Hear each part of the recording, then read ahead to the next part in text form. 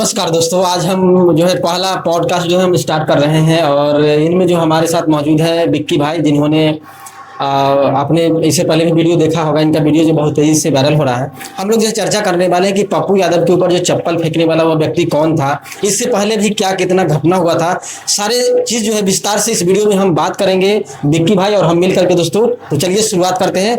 आपने देखा होगा विक्की भाई की पप्पू यादव को जो है चप्पल फेंका गया इंटरव्यू के दौरान। माने कौन से ऐसे लोग थे, कौन थे?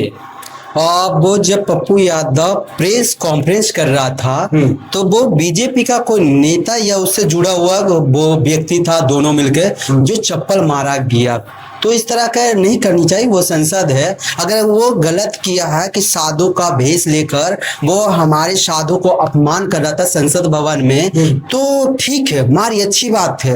मगर बीजेपी जो हमारा यानी बीजेपी का नितिन नवीन है, जो हनुमान जी को अपना झंडा देकर वो डांस करवा रहा था अपनी रैली में लखनऊ में, तो ये भी तो गलत किया है। कि इसको कब चप्पल मारोगे? जो ये हमारा पीएम नरेंद्र मोदी जब पतंग के साथ हनुमान जी को उड़ाया जा रहा था, तो इसको कब चप्पल मारोगे? जो बीजेपी और आरएसएस के लोग जो राम मंदिर को चंदा चोरी किया है, इसे चप्पल कब मारोगे? जो हमारे एक वीडियो में जो हमारे वो गणेश भगवान को जो आरएसएस का पैंट पहनाया, हाफ पैंट, तो वो भी एक अपमान है, तो उसे आपके चप्पल मारोगे? अगर वो गलत किया है तो ये भी गलत किया है, तो इसको भी चप्पल मारना जरूरी होगा। तो इस तरह का करना नहीं चाहिए, पहले नंबर। दूसरा तरह वो चीज गलत किया है तो ये भी गलत किया है, तो इस चीज को सजा दोनों को मिलनी चाहिए। अगर नहीं तो ये गलत है दोनों तरफ से। और ये हमारे सनातन धर्म को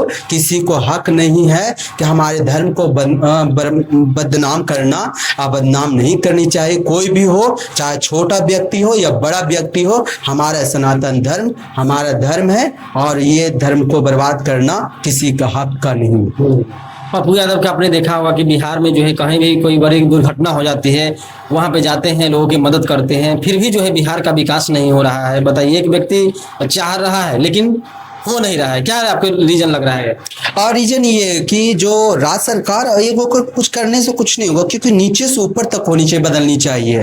राज्य सरकार और केंद्र सरकार जो डबल इंजन की सरकार है, वो ऐसा पॉलिसी ला नहीं रही है। वहाँ के लोगों को रोजगार देनी चाहिए, वहाँ के लोगों को क्रिएट करनी चाहिए जॉब, जो ये गवर्नमेंट सरकार नहीं दे रही है। तो आप वो कब मदद कर रहा है? जैसे बाढ़ या कुछ होती है, नुकसान होता है, तब पप्पू यादव जाकर किसी को 10,000 किसी को 5,000 देने से वो थोड़ी को विकसित होगा, उससे विकसित नहीं होगा बिहार। तो ये तो एक मदद करते छोटे लेवल पर, अच्छी बातें करनी चाहिए। जिस तरह पे असम में चढ़ बढ़ कर, जैसे अल्लाह का पांडे हो गया, अनन्या बिरला हो गया, और कौन वो बहुत सारे एक्ट्रेस है जो जाकर, और बहुत सारे छोटे छोटे संगठन जाकर बाढ़ में जो पार्टिसिपेट कर रहा है, तो ये लोग कहीं ना कहीं असम वाले को राहत मिल रही है, जो कि ये दायित्व बनता था बीजेपी को। ये बीजेपी की सरकार तो है असम में। हाँ, ये डबल इंजन की जो सरकार वहाँ है, केंद्र में भी है, राज्य में भी है, तो उसको ये करना चाहिए, राहत देनी चाहिए थी असम में। बट वहाँ नहीं करके ये हमारे छोटे छोटे जाकर बड़े बड़े जो पार्टिसिपेट करे, चढ़ बढ़ के हिस्सा ले रहा, कि वहाँ के लोगों का राहत हुआ। ये कहीं ना कहीं पता मैन मेड डिजास्टर है कि एक खनन हो रही है नागालैंड में। नागालैंड में जो खनन हो रहा, कोयला और माइनिंग को अति हो रही है, वहाँ से जो ब्लास्ट हुआ है, डिफॉरेस्टेशन हुआ, जो पेड़ को काटा जा रही है, उसके कारण जो बाढ़ फ्लड आया है और वहां से जो असम में नुकसान हुआ, ये वहां भी केंद्र में भी, सरकार में भी राज्य इसी का, बीजेपी का। तो ये कहीं ना कहीं ये सरकार वहां बाढ़ का कारण बना है, ना कि ये प्राकृतिक का, ये मैन मेड डिजास्टर है। तो उसके लिए मैंने अब असम में तो बहुत दुर्घटना बहुत बड़े हुए यार, दुखद है। जो लोगों ने देखा, बहुत सारे मवेशी हो गया, लोगों का जो है जान चला गया है।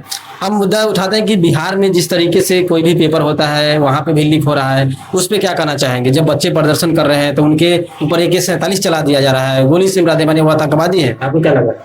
हाँ, बीजेपी के विपक्ष में यानी उसके खिलाफ जो भी बोलोगे सब के सब आतंकवादी होगा, पाकिस्तानी होगा, चाइना एजेंट होंगे, ये चीज करेगा।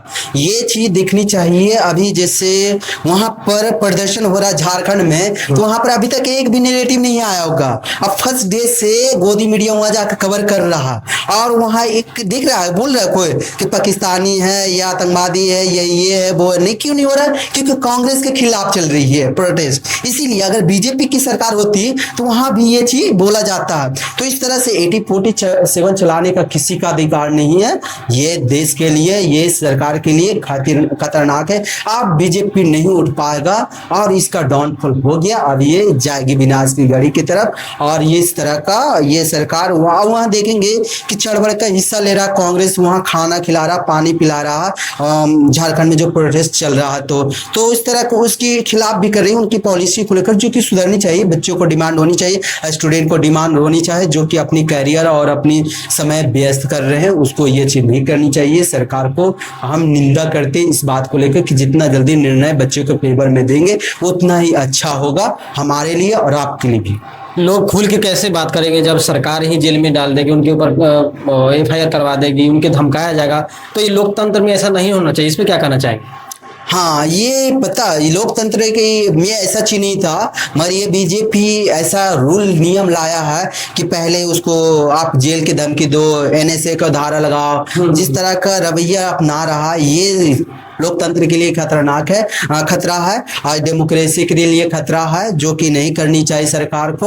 और हमारी डेमोक्रेसी कहीं ना कहीं थोड़ा बहुत, जिस तरह से मैंने देखा हूँ विनेश फोगाट का केस ब्रिजभूषण की तरफ गया है, तो हमें लगता है कि एक लड़की अगर एलिगेशन लगाती विनेश फोगाट तो कोई दिक्कत नहीं, मगर सैकड़ों लड़कियां थी, इसमें 5 गो रेसलर है जिसने गवाह पर है, प्रूफ पर है, जो कि फेवर सूर्य से विनेश फोगाट करे कि शुरू से कोर्ट और गवर्नमेंट फेवर कर रहा विनेश ब्रिजभूषण को, और इससे आज जो नहीं मिला, न्याय नहीं मिला है, तो ये अगला हाई कोर्ट में ये अपील करेगी और केस दर्ज करेगा, ताकि हाई कोर्ट में भी इनका सुना जाएगा इसकी बातों को लेकर। तो कहीं ना कहीं डेमोक्रेसी सूर्य से ये कुचलने की कोशिश किया है PM मोदी, जो कि अब नहीं चलेगा। आप सब जान गया है, करनी सेना भी जान गई है। तो भारत का युवा जो कट्टर हिंदू था वो भी विपक्ष ये एंटी में आ गया, यानी गवर्नमेंट का खिलाफ, मोदी का खिलाफ आ गए। तो चढ़ बढ़ के देखो सब मारे जाओगे बीजेपी के राज में।